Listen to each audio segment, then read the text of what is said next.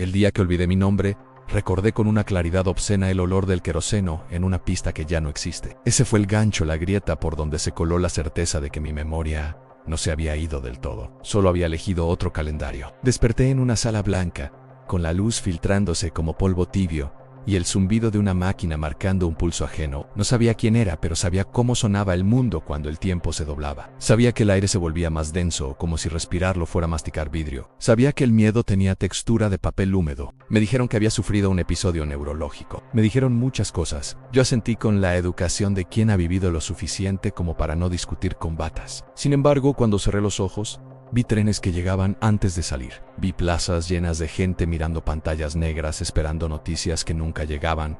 Vi una redacción en penumbras donde los periodistas escribían obituarios preventivos. No eran sueños, eran viajes. En el hospital, el café sabía a metal y a resignación. Una enfermera me preguntó si recordaba a alguien. Yo recordé a todos y a nadie. Recordé a una mujer que me hablaba desde un balcón del futuro, su voz mezclada con sirenas y viento, diciendo que lo importante no era llegar sino volver. Recordé un archivo clasificado con olor a humedad y tinta vieja, donde un memo advertía que el experimento debía ser cancelado por razones éticas. Ética, esa palabra que envejece más rápido que las personas. Cuando me dieron el alta, me entregaron una bolsa con mis cosas, una billetera con documentos que decían que yo era yo, una libreta negra, gastada en los bordes, con anotaciones que parecían escritas por alguien apurado y triste, fechas sin fechas, lugares descritos por sensaciones, nombres borroneados. Había notas que sonaban a periodismo investigativo, preguntas subrayadas, fuentes anónimas, cruces de datos, y había confesiones que nadie publicaría, reflexiones sobre el tiempo como un río que no perdona a quienes creen nadar contra la corriente. Salí a la calle y la ciudad me recibió con su coreografía habitual, colectivos resoplando, un kiosco vendiendo diarios que ya no leo pero que alguna vez escribí, el olor a pan caliente mezclado con smog. Todo era reconocible y extraño, como volver a la casa de la infancia y descubrir que las paredes se encogieron. Sentí una punzada de alegría, absurda. Estaba vivo en este ahora, aunque mi cabeza insistiera en vivir en otros. Decidí investigar mi propia vida como si fuera un caso. Empecé por la libreta. Una anotación hablaba de un laboratorio financiado por una fundación con nombre filantrópico y prácticas opacas. Otra mencionaba entrevistas off the record con científicos cansados que hablaban del tiempo como si fuera un animal al que habían aprendido a domar a medias. Había una advertencia repetida, escrita con distintas tintas, como si yo mismo hubiera querido convencerme varias veces de lo mismo. No te quedes demasiado Volver cuesta. A medida que leía, algo en mí se acomodaba. No los recuerdos personales, esos seguían en huelga, sino una identidad profesional. Yo sabía hacer preguntas, sabía escuchar, sabía desconfiar del relato oficial, y sabía, con una certeza que me dio risa nerviosa, que había cruzado límites que no se cruzan sin pagar peaje. Esa noche, soñé despierto. La habitación olía a madera vieja y detergente barato. Afuera, un vecino discutía por teléfono. Yo estaba en otra parte. Caminaba por una ciudad costera después de una gran tormenta, los edificios marcados por sal y silencio. Un hombre mayor me reconocía sin verme y me decía que la memoria es una forma de justicia, que olvidar también puede ser un acto de amor. Me desperté con lágrimas secas en las mejillas y una pregunta nueva. Si solo recuerdo mis viajes en el tiempo, ¿quién decide que merece ser recordado? Al amanecer, con el sol entrando como una promesa tímida, entendí el primer giro de esta historia. No había perdido la memoria, la había delegado. Mi cabeza había archivado lo cotidiano para salvar lo imposible. Y yo, que siempre creí que el periodismo era una manera de detener el tiempo, había terminado aprendiendo a cruzarlo. El caso más difícil no estaba en los papeles. Estaba en mí y recién empezaba a... Los días siguientes tuvieron la textura de una investigación a cámara lenta. Caminaba por la ciudad como si fuera una escena del crimen que se rehúsa a hablar. Cada esquina parecía esconder un dato, cada rostro anónimo una fuente potencial. Empecé por lo básico, revisar archivos públicos, hemerotecas digitales, notas viejas que llevaban mi firma y otras que parecían escritas por alguien que pensaba parecido a mí, pero con menos paciencia. Descubrí que durante años me había especializado en historias incómodas, esas que nadie quiere financiar pero todos quieren leer cuando ya es tarde. Energía, vigilancia, experimentos científicos envueltos en discursos de progreso. En una entrevista grabada que encontré en la nube, mi voz sonaba más joven y más cansada al mismo tiempo. Hablaba con un físico teórico que se reía para no llorar. Decía que el tiempo no era una línea sino un archivo mal indexado, que viajar en él no era saltar, sino hurgar. Yo, desde el pasado que ahora era ajeno, le preguntaba por las consecuencias. El hombre respondía que las consecuencias eran siempre humanas, que la tecnología solo amplificaba lo que ya éramos. Al escucharlo sentí una mezcla de orgullo y vergüenza. Había hecho las preguntas correctas, pero no había escuchado la advertencia. Una tarde entré a un bar que parecía detenido en otra década. El olor a café quemado y madera encerada me golpeó como un recuerdo prestado. El mozo me miró con esa familiaridad incómoda de quien reconoce a alguien sin saber de dónde. Me dijo que hacía tiempo que no me veía, que yo siempre me sentaba en la mesa del fondo y escribía como si el mundo se fuera a terminar esa noche. Sonreí con cortesía y le pregunté qué solía pedir. Lo de siempre, respondió.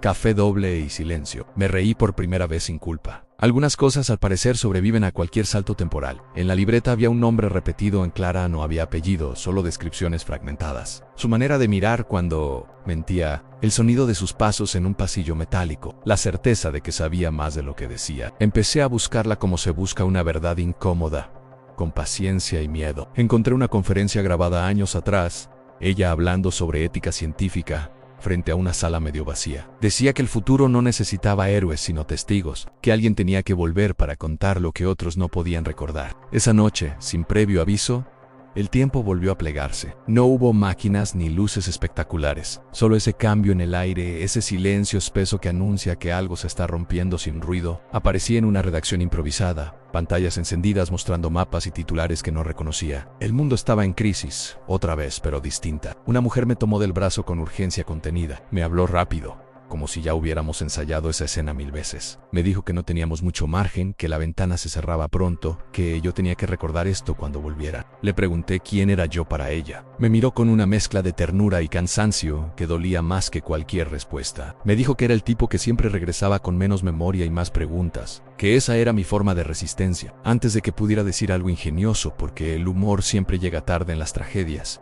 el mundo volvió a moverse. Desperté en mi cama, con el sonido distante de una sirena real y el cuerpo empapado en sudor frío. Entendí el segundo giro. Mis viajes no eran accidentes. Aaron sí, alguien o algo confiaba en que yo volvería a contar lo visto, aunque no pudiera recordar quién había sido mientras tanto. El periodismo como ancla, la memoria como peaje, y yo cruzando épocas como quien cruza la calle mirando más al pasado que al semáforo. Me senté a escribir, no para publicar todavía, sino para dejar rastros. Si iba a olvidarme otra vez, quería al menos dejar migas de pan. Pensé en quienes leerían esto con canas nuevas y cicatrices viejas, gente que ya entendió que el tiempo no cura nada, solo cambia el dolor del lugar. Pensé que quizá esta historia no era solo mía. Quizá era un mensaje lanzado hacia atrás, esperando que alguien lo encuentre antes de olvidar. Con el correr de las semanas empecé a notar un patrón que no figuraba en ninguna de mis notas. No era solo cuando viajaba, sino desde dónde.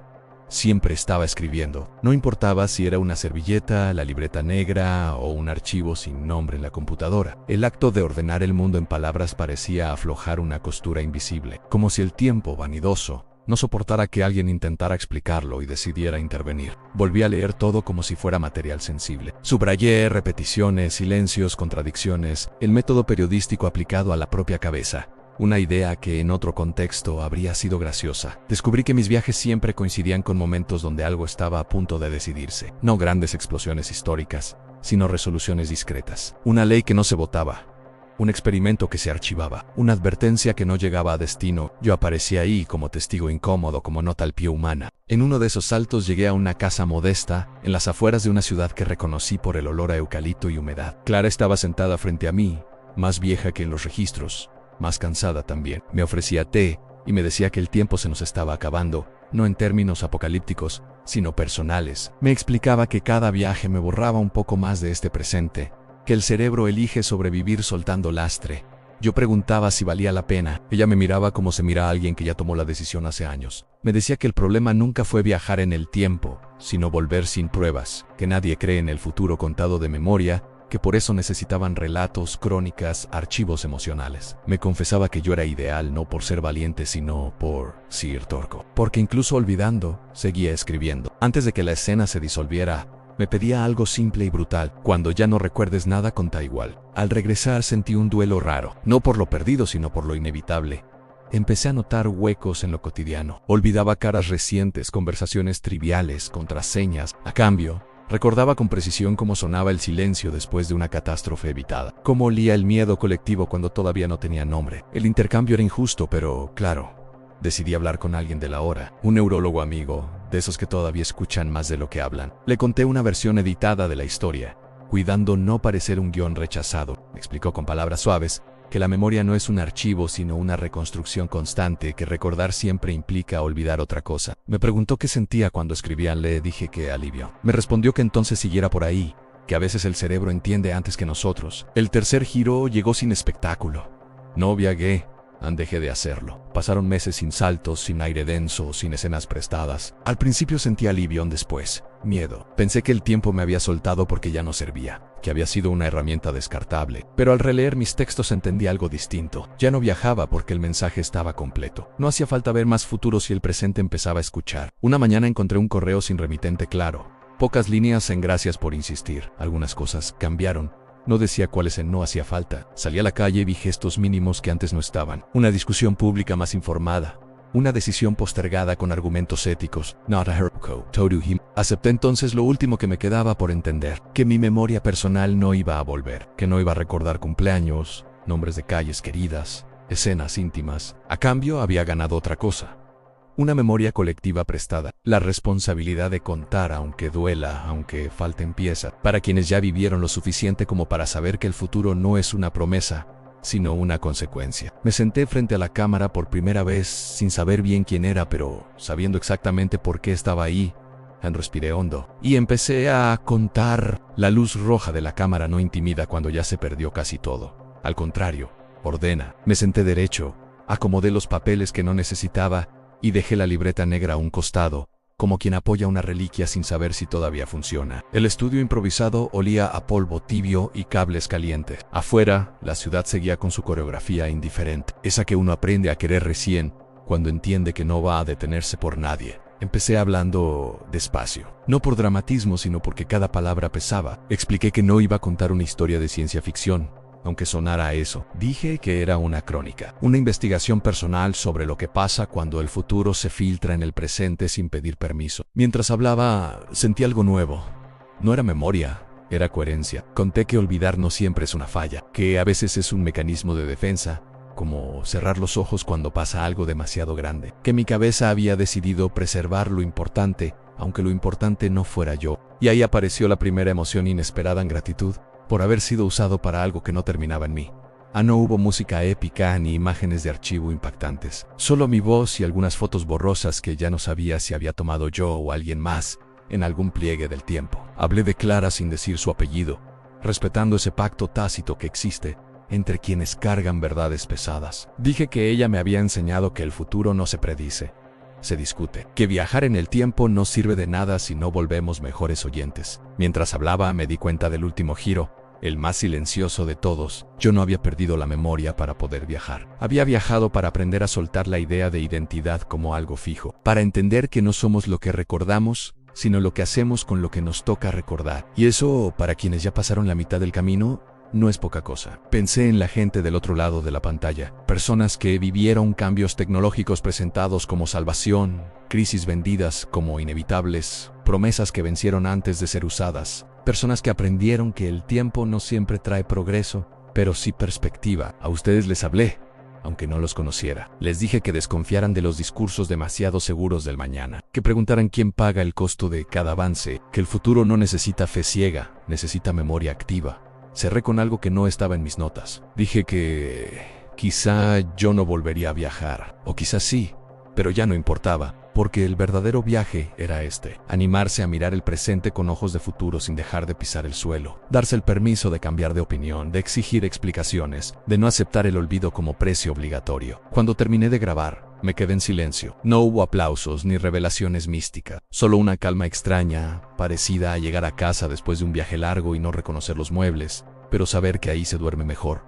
Cerré la cámara y me reí solo. Humor tardío, pero sincero. Al final había logrado hacer lo único que nunca olvidé cómo hacer en contar. No sé cuánto tiempo pasó desde entonces. Los días ya no se miden en saltos ni en síntomas, sino en rutinas pequeñas que aprendí a disfrutar. El café sigue siendo doble. El silencio necesario. A veces alguien me escribe diciendo que algo de lo que dije le quedó dando vueltas, que una conversación cambió, que una decisión se pensó 2 veces. No pregunto más, aprendí que algunas respuestas llegan sin nombre. Si estás viendo esto y sentís que el tiempo se acelera, que el mundo cambia más rápido de lo que uno puede procesar, no estás solo.